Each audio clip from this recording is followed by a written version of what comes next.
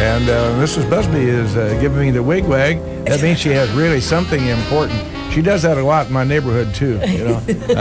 Go right ahead, Mrs. Elizabeth. I pass the baton to you, my dear. Well, I just wanted to remark about, we've talked about the phlebotomists, we've talked about the nurses, we've talked about the techs that help at the blood centers. But another thing that I've become acquainted with in the whole business of this blood transfusion thing is the bookkeeping end of it, which is absolutely mind-boggling. I mean, you have numbers that you have to check and recheck and compare so that you're sure you have the right numbers, the right everything. Then you sign, and then she signs, and then she signs, and then you sign again. And the bookkeeping itself is very meticulous, and rightly so. Because you can't, that's not something that you can say, oops, about. No. It has to be right, totally right. Now, there have been ads for people in Springfield, as a matter of fact, who will be paid. You can come in and donate your blood. Now, does that go in then ultimately to the mainstream, and do they keep track as carefully as, for instance, the Central Illinois Blood Bank does? Now, do you remember, did the ad say plasma? Did it mention the word plasma in the ad? It could be. Because there are plasma... Maybe somebody knows, 648-5510. Yeah, right. Whether that ad and there says is a plasma center in Springfield, and they will pay you to come and donate your blood. Now, that blood does not go mainstream. That blood goes to pharmaceutical companies, and it's used to make medicines. It cannot go into the mainstream.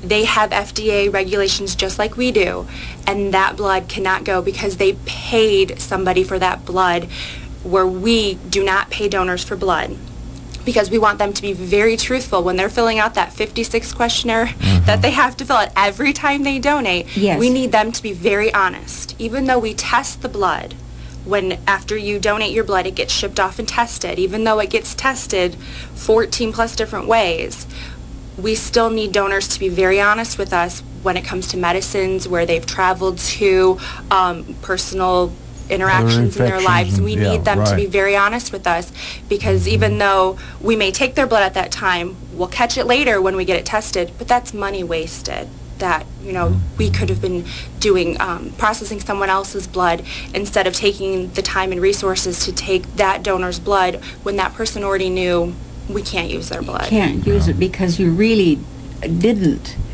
answer one of those questions right. Correct. And that's why we don't pay. There's no incentive that way. Yeah. We do give out t-shirts every once in a while, but that's for every donor. Even if you can't give blood that day, you still get a t-shirt. And over the summertime, as an incentive to get people to come in and donate, we had t-shirts throughout the different holidays in the summer, but we also had a $100 gas card giveaway, where every week we gave out a $100 gas card, and that went to anybody who came in to donate. It wasn't just people who actually gave blood that day. It was people who came in and maybe they got deferred because they were taking medicine, or you know, their blood pressure was a little high, or their iron level wasn't high enough to donate. They still got put into that drawing, and that's how we are able to do certain contests and give away t-shirts and that kind of thing as a thank you, not as an incentive, but as a thank you for people to come in and take the time to donate with us. Well, in the past, I've heard it said that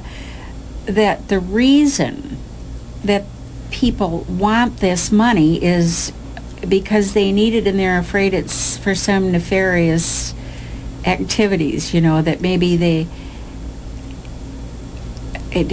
maybe their blood isn't something that anybody would want.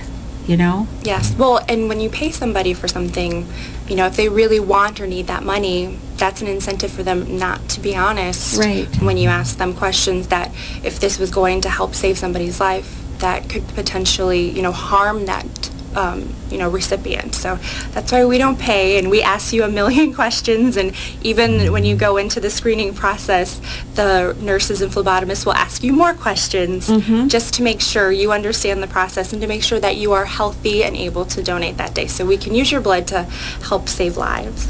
You know, Judith, we hear the term often, life and death. It's a phrase that's used many, many times. And in fact, that phrase has a particular application to what we're talking about this morning. This is an easy thing to do for somebody to donate their blood. 45 minutes easy out of thing your to day. Do. It's not an it's a very easy situation. You're not exerting any pain or anything. Some people, don't worry about that needle.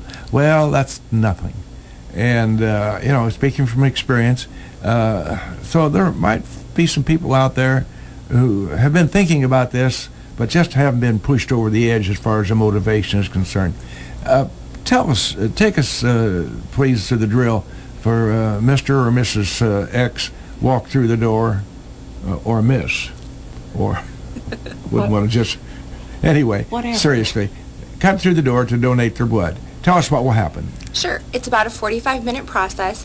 They walk into wherever we are that day, and they go to our registration staff first. At the registration desk, they'll sit down and talk to the ladies. They'll ask them for their name. If they have their donor card, we can scan their donor card, and all their information pops up, so we can see the last time they donated to make sure it's been the 56 days so that they are able to donate at that time. If they're not already in our system, the ladies will type in all their information that we need, their address, their phone number, and then they'll print out a 56 questionnaire that they need to read carefully and then sign and date. After they sit with the registration staff, which usually takes only about 5 to 7 minutes, depending on if they're really chatty with our ladies because they're so fantastic. They'll go over and sit at a table, and they'll have a little screen so that nobody can see, when you're filling out those questionnaires. Yeah. We don't want anyone to see you filling out those questionnaires, so it's like a little cardboard divider kind of thing that we have up there. And then there's a booklet there as well. It's called Donor Information, and we need the donors to flip through it because there is about a page of medication, a list of medication that's about a page long, of if you're taking these medications, you cannot donate at this time, and there's usually a defer of maybe 6 months, 3 months, a year. But if you're taking these medications, then we already know, well, the process is going to stop for you right there. You can't donate at this time. So after they read the booklet and they do their 56 questionnaire, then they'll go over to our pre-screening process. At this time, they will meet with a phlebotomist or a nurse, and it's in a closed screening area, so nobody is going to hear or see what's going on. If you have any questions about that questionnaire you just filled out, at that time, that's when you ask the men or women in that area. They'll also prick your finger to take a drop of blood to test your iron. And I heard you mention earlier that people are a little afraid to come donate because they are afraid of the needle in their arm. A lot of times I hear when they get that prick of the finger, that's the worst part. That tiny prick of the finger to get that one drop of blood, that's what the donors don't like. Needle in the arm, no big deal. It's that prick to the finger. We're funny people, aren't we? Right? So they'll check your iron. They'll also check your blood pressure because it can't be too high or too low when you donate. And they will check your weight because you need to weigh at least 110 pounds according to the FDA. We usually want, especially females, to weigh more like 115 because when we take that pint of blood, it's about a liquid pound. So you're going to go, if you were 110, you'll weigh 109 when you're done. And we'd prefer you to weigh a little bit more because we don't want anyone to get sick. Oh, well, yeah. How about the shelf life on the product after you're through with your donation? That doesn't last forever. No, it doesn't. And actually, with the 3 different products that we have, which is the red blood, the plasma, and the platelets, they all have a different shelf life. The platelets, which go to like cancer patients, people with leukemia, that lasts 5 days. Now we have to ship our blood products to get tested, and that may take a day or two. So by the time we get it back, we only have 3 days to get it to a hospital and to somebody who needs it. Really? We do go through a lot of platelets. So that goes, yeah. we'll use it, but we need to get it to where it needs to go very quickly. Yes. Plasma, if we freeze it, it's good for up to a year. Oh. And the red blood cells, I believe, I'll double check because I have written down, I believe it'll last 42 days. And we always try to get as fresh blood as we can out of our hospitals. Yeah, right. But that points up the need for people to consider donating on a very regular basis, because the stuff doesn't last forever either. This is correct. Yeah. So by the time you can donate again, which is 56 days, your blood has already hopefully been used. And probably so. Yes. And probably so. What's the geographic area of your responsibility, young lady?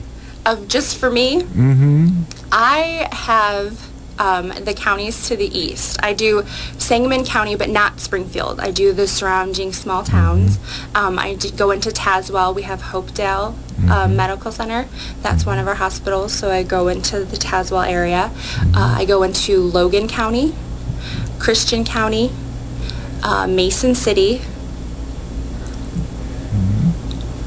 Or to Havana at all? But you have a pretty good sized Not territory. as far as Havana. I go to Mason City. Okay. So far I go to Mason City. And I'm trying to think of what county Petersburg is in. Mason? Menard. Menard is another county I go into. Now, the Central Illinois Blood Bank encompasses what geographic area? Well, here at the Central Illinois Community Blood Center, we have 14 counties and 14 hospitals that we provide blood products to.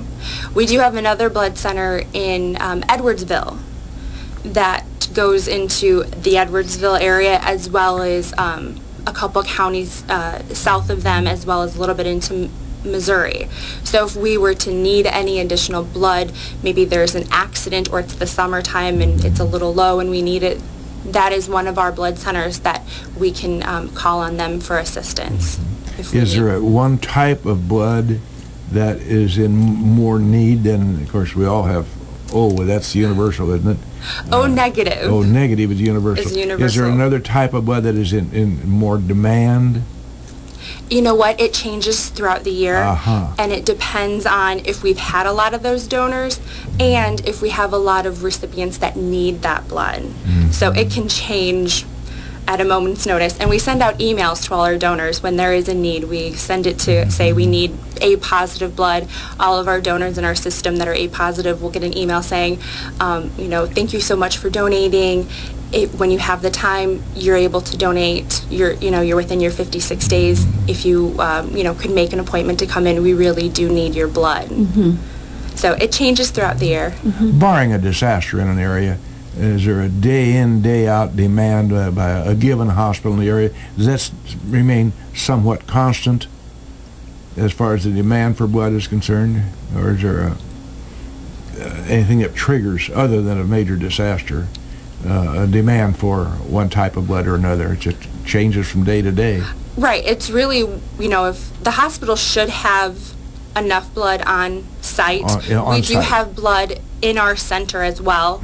We have, the refrigerating system that we're able to keep blood in our center. So if a hospital in our area needs blood, we can get it to them. We have special trucks and we have special drivers that's what their job is. Their job is to go to those hospitals that may need that additional blood, but hopefully they have what they need on site. But day to day, you never know if there's an accident, that kind of thing, that they may go through their supply a lot quicker than normal.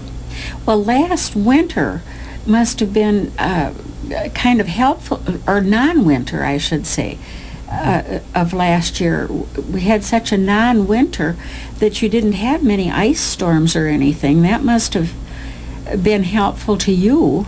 Definitely, because we have, when we do blood drives, we have the ability to do about 4 or 5 blood drives a day. We have 2, what we call mobes, which basically look like U-Hauls. That's our 2 vehicles that we use to do setups inside, a church, an organization, a business that's got a big conference room that we can set up inside. Right. We do have, now we have 3. We're excited we have 3, but we used to only have 2. So we have those vehicles.